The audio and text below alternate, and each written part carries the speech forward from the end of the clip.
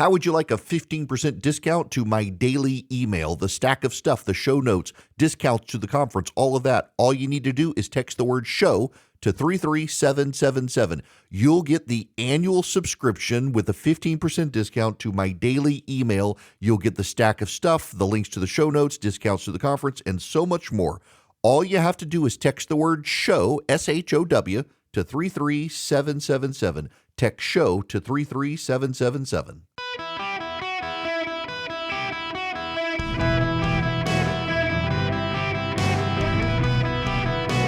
Welcome to the Eric Erickson Show podcast, Hour 3.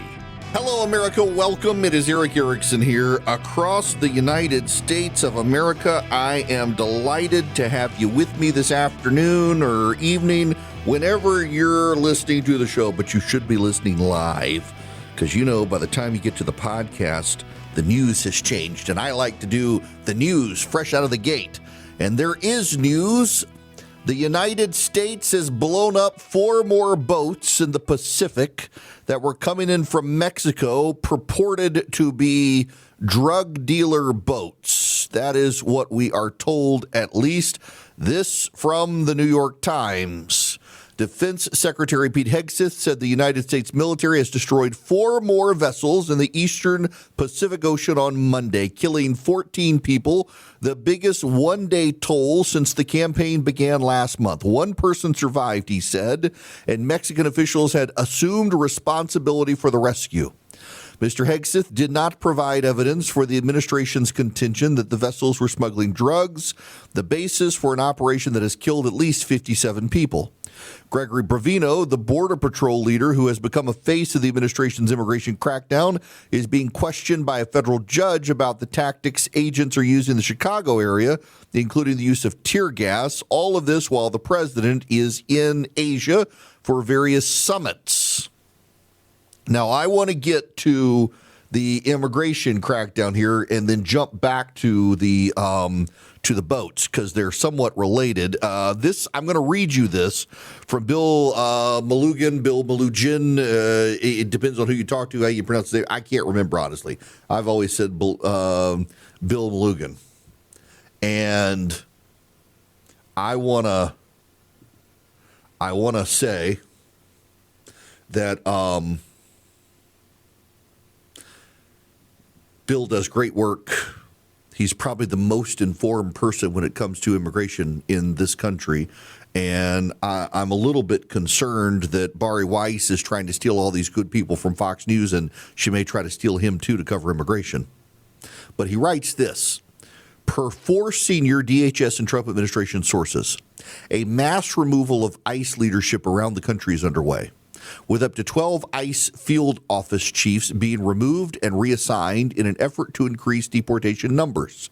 I'm told the move is spearheaded by Corey Lewandowski, and a handful of the ICE chiefs will likely be replaced by Border Patrol and CBP officials, some of whom will be handpicked by aggressive and controversial Border Patrol Commander Greg Bavino.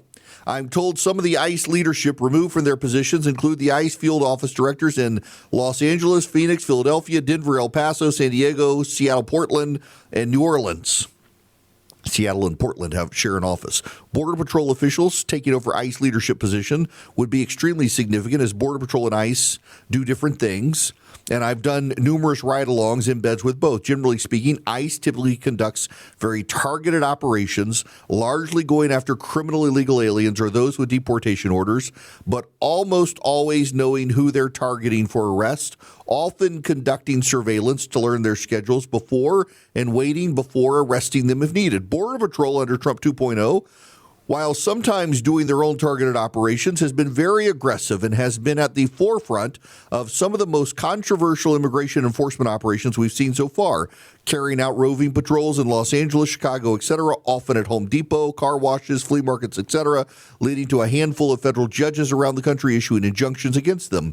A majority of the viral videos you see online are Border Patrol agents, including the use of a Trojan horse-style Penske moving truck at a Los Angeles Home Depot, an operation organized by Bavino. ICE often gets blamed for what Border Patrol does, as the media and activists often cannot tell the difference between federal agents, and everyone is called ICE. I'm told there are growing concerns about the political and PR fallout associated with some of the roving patrols Border Patrol is conducting as lawsuits continue to stack up and the midterms approach next year. I'm told there is significant friction within different wings of DHS and the administration, with Border Czar Tom Homan and ICE Director Todd Lyons preferring to prioritize targeting criminal aliens and the worst of the worst, or those with deportation orders, while Homeland Secretary Kristi Noem, Corey Lewandowski, and the Border Patrol Commander Bovino prefer to use aggressive tactics to arrest anyone in the U.S. illegally, including but not limited to criminals, to ramp up deportation numbers.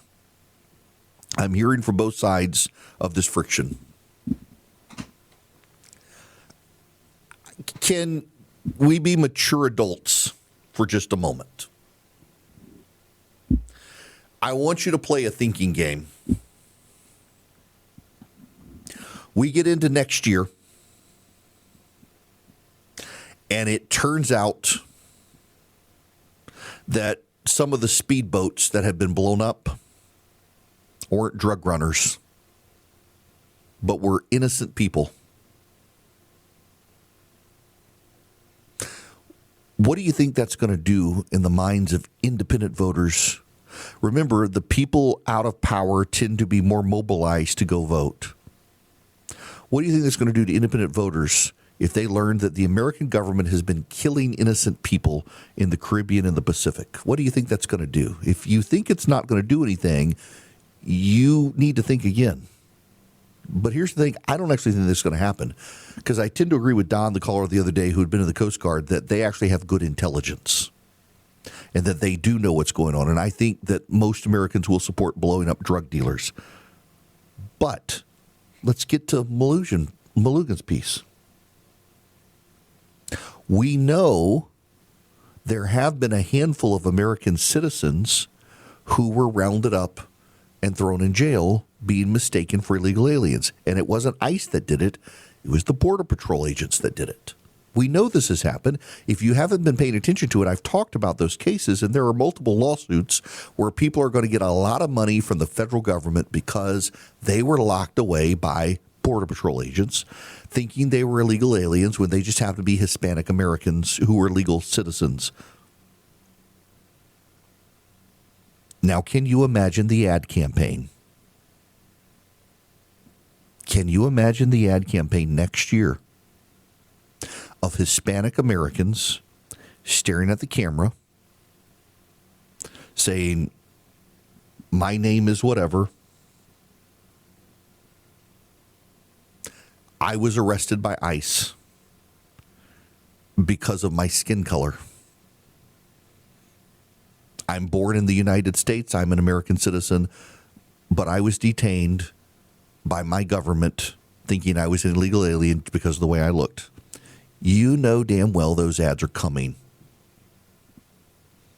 And I can tell you from groups that are pro-Trump, that support Hispanic voters, that they've been warning the White House for some time that Hispanic voters are starting to shift dramatically because of this issue. Every single Hispanic voter in this country is in favor of the deportations of the gangbangers and the criminals and most of the illegal aliens who came here under Joe Biden. You know who they're not really happy about getting deported? The old woman who's been here for 30 years, the family that's been here for decades. They're not really happy about that. You may be happy about that, but you've also got to win elections. You've also got to win elections. As Bill Malughan points out, the difference between ICE and the Border Patrol is that ICE has not gotten sloppy. Border Patrol has gotten sloppy repeatedly. And frankly, if Kristi Noem and Corey Lewandowski are in charge of the project, it's probably going to get screwed up. Bovino is a hard charger who wants every illegal alien in the United States rounded up and deported, and you probably do as well. In theory, I do too, but, and yes, there is a but. Do we want to put the grandmother who's been here for 30, 40 years making tortillas, the local Mexican restaurant, ahead of the Trinidad gangbanger? If you say, well, just round them all up, it doesn't matter, there's no priority, you may feel right about yourself. But as I say to candidates when they're running for office, know when you're in the minority, even when you think you're right. and you're in the minority there. Because a lot of the people who want the illegal aliens rounded up and thrown out, they were thinking about the gangbangers and the wave of humanity that came over when Joe Biden was president. They actually weren't thinking about the grandmother at the local tortilla shop who's been here for a very long time. They weren't thinking about those people. They weren't thinking about their gardener. And there's got to be a balance there. If there is political blowback on this, the blowback is going to come before the midterm elections. And if the Democrats do take back the House, I don't think they'll take back the Senate. If they take back the House, you can be sure Donald Trump is going to be impeached. It won't be confirmed by the Senate. They don't have the votes in the Senate. But it's going to be captivating to watch if this is the case. When you have these people, these American citizens who've been rounded up, it's just Border Patrol's been sloppy. And that's the bottom line. Whether you want these people deported or not, when they're rounding up American citizens, it's sloppy. And it's happened more than once. One time is too many when we're talking about these sorts of things because it gives the president a black eye, and it's not his fault. He committed to rounding up the illegal aliens. But what did the president say repeatedly? Prioritizing, and this is what Tom Homan said, prioritizing the gangbangers and the criminals. We still have a lot of gangbangers and criminals in this country who shouldn't be here. Maybe wait for grandma until after you get them done, you get them deported. Politics does matter, you understand. Politics matters. You may like the policies, but the politics of it matter because there's an election that comes up next year. And the party out of power tends to have the most energy going into that election. And when they are combined with independent voters and Hispanic voters who believe they were lied to about how the immigration effort was going to go, the president could be in trouble. The only saving grace for the president is that the Democrats are so bat crap crazy and so insane and so unchained when it comes to immigration. A lot of people may say, yeah, I don't like it, but I still prefer him to them. And that wouldn't be a bad thing for us. I'm just saying, you've got to worry that the Border Patrol is being elevated over ICE because ICE has not given the president a single black eye in this. Not a single bit of negative press has been because of the actual ICE agents. Now, they get blamed, but it's not them, it's the Border Patrol. And it is the Border Patrol that has rounded up American citizens by accident and legal resident aliens by accident. And there becomes a compelling case to make in an ad campaign for the Democrats who probably aren't smart enough to pull it off, where you put on camera these American citizens and legal resident aliens who were detained and had to prove they deserve to be here, prove they were American citizens. And you shouldn't have to do that as an American citizen. You should not have to prove yourself to be an American to American authorities. They should know before they get you. And that's what ICE does, not what Border Patrol does. Don't be mad at me for telling you the truth here. This is a political hot potato that could blow up in the president's face. We do not want Democrats taking back the House of Representatives next year.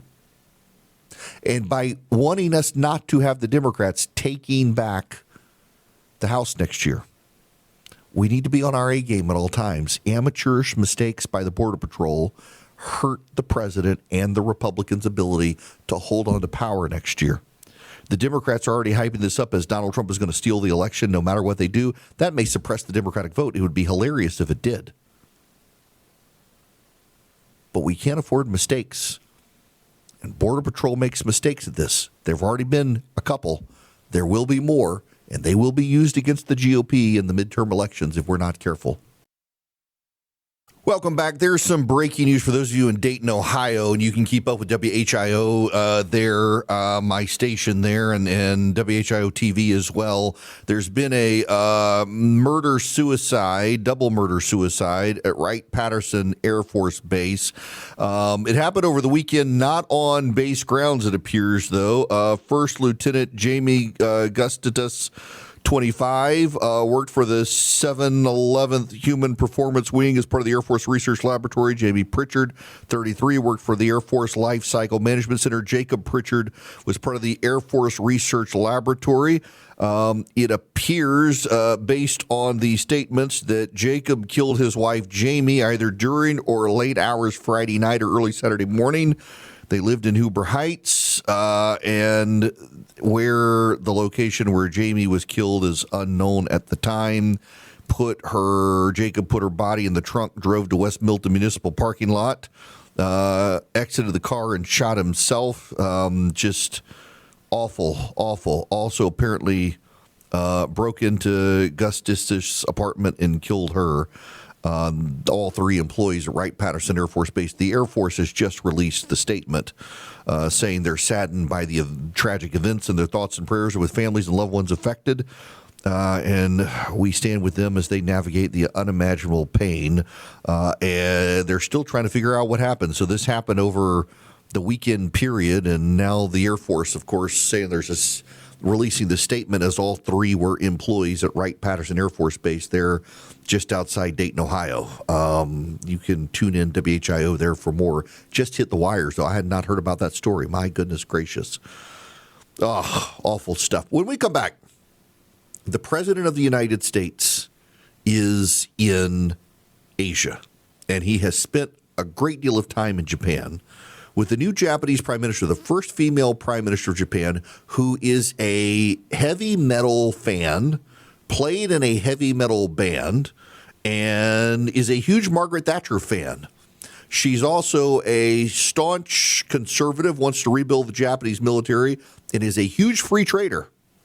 And she and the president have hit it off watching Ohtani play in the World Series, and he seems to be a big fan of hers and her of his and of the United States. Is it not just, I don't know, it speaks highly of our country. For those Democrats, where only a third of them take pride in the country, I find it just a remarkable thing that some of our strongest allies are the countries that we destroyed at war, whether it's Japan or, United Kingdom or France, or well, not France, they've always been around, Germany, Italy. It's remarkable how these countries that we fought have become such great allies of ours, the Japanese especially, considering the bombs we dropped on them. Now, let me tell you about Vision Computers, because they would love to be your ally in business if you have managed IT. You know your employees could be having to file email tickets or deal with chatbots. And with Vision Computer, what sets them apart is they actually get a phone number they call, and in 15 seconds or less, they can get the answer to what's plaguing them by an actual human being. They can save your company money. Your employees can be focused on their jobs while Vision Computer is focused actually on your computers and boosting your uptime. VisionComputers.com or 404-COMPUTE. Call them at 404-COMPUTE and tell them Eric sent you, and they may be able to save you some money. And you get live human beings. And by the way, you can do this for yourself at your home. If you are tired of having to figure out what's going on with your computer, call Vision Computers at 404-COMPUTE. Tell them I sent you. Or go to VisionComputers.com, and they can upgrade your computer or build you a computer. If they build you your computer, their tech support comes free. VisionComputers.com or 404-COMPUTE. Tell them Eric sent you. Save you some money, keep you up and running, and boost your profitability for your business with Vision Computers. Greetings, welcome. It is Eric Erickson here. The phone number 877-973-7425. Should you wish to be on the program, would be delighted to have you with me. Do you know the president has gotten another peace deal done? Have you heard about this one? He negotiated it as well with the Malaysians. It is peace between Thailand and Cambodia. Kind of a big deal. This is the Prime Minister of Malaysia. Thank you, President Donald J. Trump, for giving us this honor. And on behalf, of course, Malaysia and our colleagues in ASEAN, I must thank you for your concern, for your empathy, and for your commitment to support this peace deal. When I first received your call, and then urging me to do more in supporting our initiative, and you personally did call both prime ministers to urge for a speedy peace settlement, I would say a great thank you. And we, of course, admire your tenacity, your courage, because the world needs leaders who promote peace strongly. And to achieve that, you have to break some rules, as you did today. When President arrived, he asked me to join him in the car. I said that's against the security and protocol rules. And he was delighted to break the rules, and I... A nice ride. It was a nice ride. And we share a lot of things in common. And this is the president as well. Well, this is so exciting because we did something that a lot of people said couldn't be done, and we saved maybe millions of lives on this one peace deal itself. And I'll tell you what makes me so happy is the two countries we're dealing with, and the third that helped so much. I appreciate so much. Maybe it couldn't have been done without you, but they really like each other. I'm not used to that when I do these deals. Usually there's a lot of hatred. They liked each other, so it made it a little bit easier. But millions of people are alive today because of this peace treaty. So before I begin, I want to extend our deepest condolences to the Prime Minister, Newton, as well as His Majesty, the King of Thailand, and the entire nation on the passing of Her Majesty, Queen Sirikhet, the Queen Mother, and a beautiful, incredible woman who is so respected all over the world, actually respected.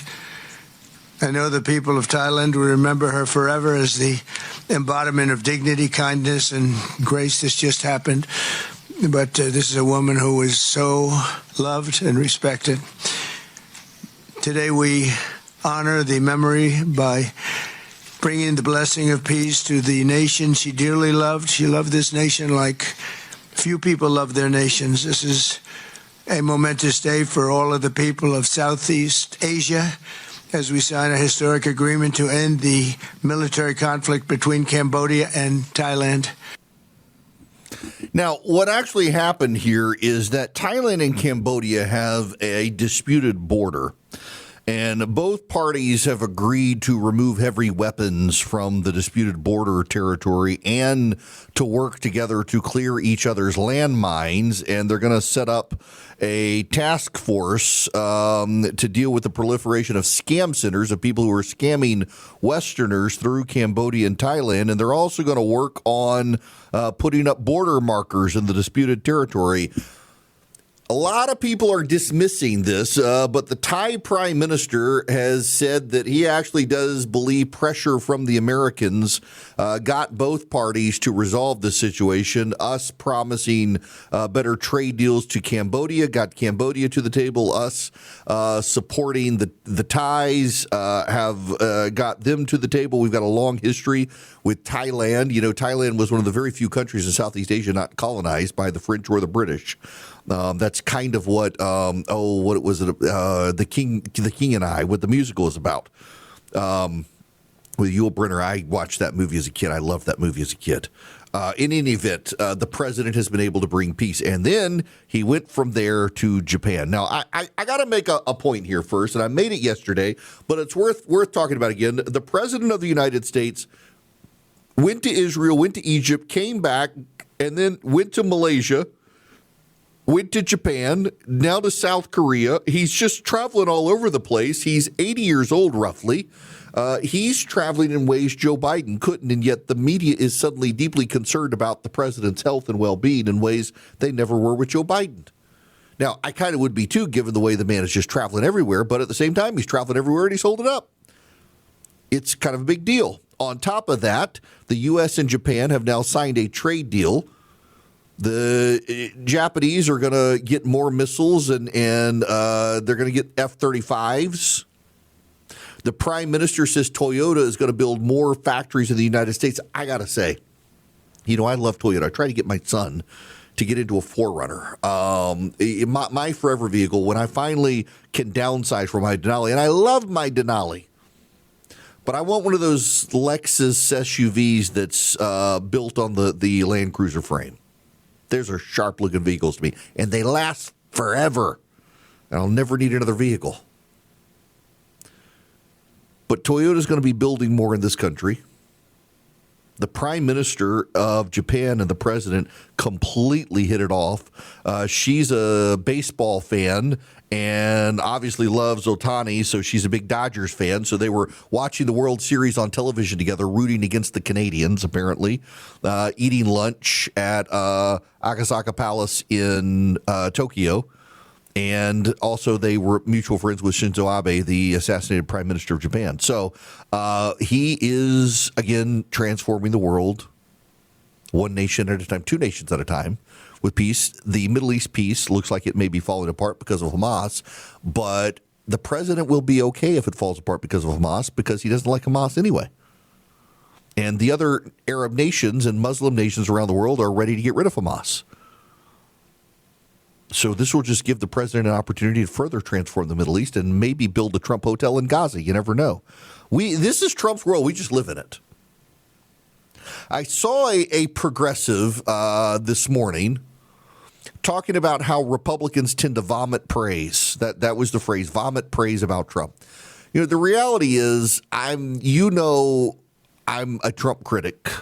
I can support him, but I can also criticize him. And his supporters don't like it when I criticize him. But what I have found is that for all the people who are his hardcore supporters who get mad at me when I criticize it, the people who get mad at me the most are the progressives who just can't welcome any credit to Trump. Look at the Middle East peace deal. It is even Hillary Clinton and Joe Biden were willing to, by name, give Donald Trump credit for getting the hostages returned. And your average Democrat can't bring themselves to it. They can't bring themselves to be intellectually honest about what's happening. He deserves praise.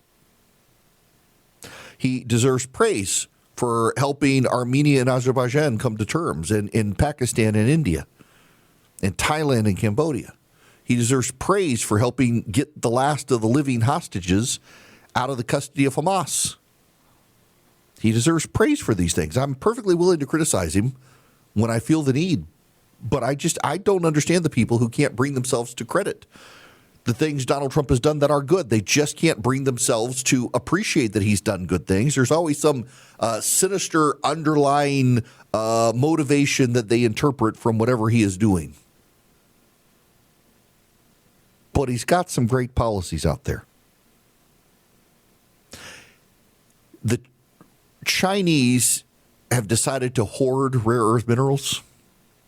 And now the U.S. and Japan have decided to boost the supply chain between each other of rare earth minerals to combat what the Chinese are doing. This is good. And the New York Times tries to say, well, we're not really changing a whole lot. Well, we're not changing a whole lot. Okay, that's true. But we're changing some things, and the things we're changing need to be changed, and they're good. It's just kind of remarkable to see how some people just flat out refuse to give Trump credit for the good things he's done. And it's not just partisanship. There are just some people who are deeply broken. But to them, to all of you, I say, at this point, it's kind of Donald Trump's world, and we're just living in it. Now, to Gary in Jacksonville, let's go to the phones here, 877-973-7425. Gary, welcome to the show. How are you? Very good, Eric. I enjoy your show. Long-time listener, first-time caller. I have four comments. All right. 20,000, I don't know what the right number is, but let's call it 20 million illegals came in under Biden. And if you're trying to collect anywhere near that number, you're going to make a few mistakes, number one. Second comment I have is you said you're against tariffs. To me, the tariffs have brought in, trillions of dollars to our economy. Fuel prices are down, food prices are down, home values, are attractive. To me, bringing in this extra money to our country and the economy doing well, stock market doing well, I don't see a problem with the tariffs. The third comment I make is the president, it's amazing to me, gets respected everywhere he goes. You had mentioned Malaysia just a minute ago, Japan, and I'm not just talking about the world leaders. I'm talking about the citizens. You see them driving down the road and they're waving, and they can't wait for President Trump to be seen, even just in a motorcade. Yet we have people on The View, Whoopi Goldberg, the media, and a bunch of liberals, and he gets disrespected here in our country, and it makes me sick. Even if you don't like Trump, he's our president. And then the last comment I'm going to make is more of a question. You have said repeatedly, and in fact a few minutes ago, that there are many things you disagree with that Trump does, and I'd like to know what they are. Because personally, no one's perfect, as I mentioned in my first comment, but I'm pretty much in favor of everything he's done so far. And with that, I can either stay on the line or I can take it offline. Yep. All right. Yeah. Just listen to me here offline on WOKV, Gary. Okay. So let's start with the deportations of 20 million. Now, even the Trump campaign actually says, or Trump team says 14 to 15 million illegal immigrants are here. And that's not all that came over from Biden. That is, most of them are, but a lot of them have been here for a while. And you say mistakes happen, but here's the problem. Mistakes can't happen. Mistakes will happen when you're trying to round up that many people rapidly.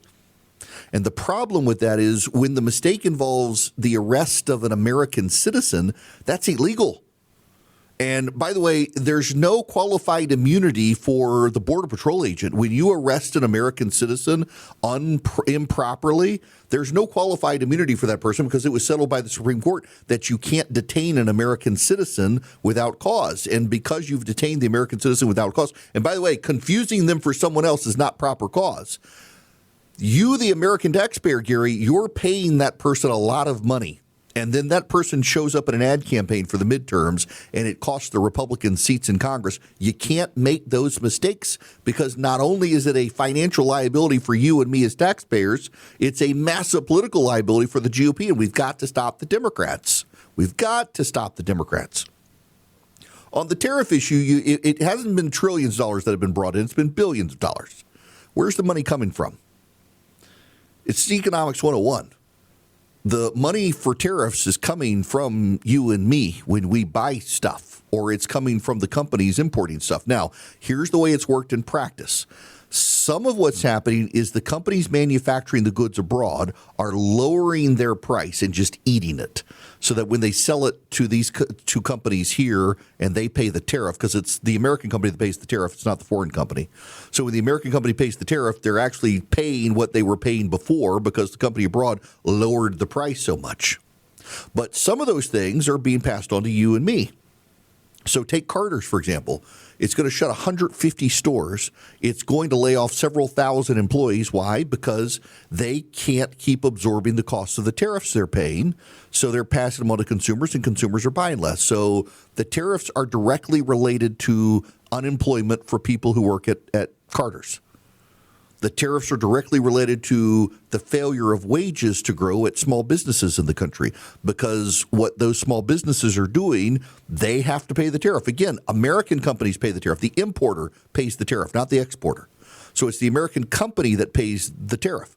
And to the extent that the exporter hasn't reduced the price enough, well, you're paying more as a small business to bring these things in, and you either absorb the cost or you pass it on to consumers, and sometimes you can't pass it on to consumers. So what are you doing? You're not hiring. You're not giving pay raises, and now we got inflation at 3%. So inflation is at 3%, and now wage growth in this country has slipped below 3% again, and every economist left, right, and center except those of the White House is tying it to tariffs. Why? Because American companies are paying more for the imports and they can't pay higher wages now. So as inflation has gone back up and wage growth is now slower than inflation, people are falling behind again. And it's now Trump's economy, not Joe Biden's economy. And that is the problem with tariffs. And so you ask what I disagree with, tariffs. Instead of tariffing every country on the planet because he claims that other countries tariff us, and it's not actually true, we're exempt from their tariffs, he should target China. He should not target China and India together because we need to be able to manufacture products in India to compete with China. But he decided to target India and China with punitive tariffs, not just China, and that screws up the American manufacturing base of companies that can't repatriate. You can't bring the iPhone back to the United States and make it in the United States without it being extremely expensive, but you can make it cheaply in India or Vietnam, but the president has taxed both of those countries in ways that still drive up the price. Apple was willing to pack up its entire assembly line from China and put it in India, and then the president imposed punitive tariffs on India, and it messed up Apple's play that would have benefited you and me. So tariffs, I disagree with him on. I have disagreed with him in the past on Ukraine, but I think he's seen the light and is now siding with Ukraine. I've certainly disagreed with him on that. I've also disagreed with the president on some of the fixation of some of the people around him that he has humored over the years that I think are not great people that he doesn't need to platform. I've disagreed with him on that. I'm sure there are other things I've disagreed with the president on over time. I'm sure there are, but there's no reason to dwell on the disagreements when there's a lot I'm getting from him. But when I do disagree with him, I'm not going to keep my mouth shut. It's not my job to humor the president. If anything, one of the things I complain about the most is there are too many people on the right now who were perfectly fine when you disagree with George W. Bush, but they can't abide any criticism of Donald Trump. And that suggests there's a growing immaturity in our ranks that you as someone from the right can't criticize people on the right. And that's just not my thing. If you got the show notes today, you text Eric to 33777. You get the show notes. You get the 4 things to know this afternoon. You got all the latest info on Hurricane Melissa. It has now made landfall in Jamaica with 185 mile per hour winds. The Category 5 storm, one of the strongest ever hit Jamaica. Be in prayer for those people, and it will continue sailing on. Now, I need to tell you about Old Glory Bank, my bank. I would love for you to go check out oldglorybank.com/Eric. It is a bank for, well, people like you and me, who you are conservatives. You're a little bit worried about how progressives have used banks to bully people. Old Glory Bank was set up by conservatives for conservatives. They believe in your freedoms. Some banks, they even restrict the sorts of things you can use your debit card for, even though they're lawful purchases. Old Glory Bank believes in your freedom, and they're happy for you to have a checking account with them. I've got the no-fee checking and the no-fee savings account with them. I was a customer before I was an advertiser, by the way. I sought them out as an advertiser because I really love the concept. I can even deposit cash. I had an online bank, and I couldn't deposit cash, and I left them for Old Glory Bank because they figured it out. And if you're a veteran, a first responder, you're active duty military, they got great discounts for you. Oldglorybank.com/Eric is where you want to go. Full service bank nationwide. You can do mortgages, CDs, checking accounts, savings accounts. Oldglorybank.com/Eric. Member FDIC, equal housing lender. Terms and conditions apply.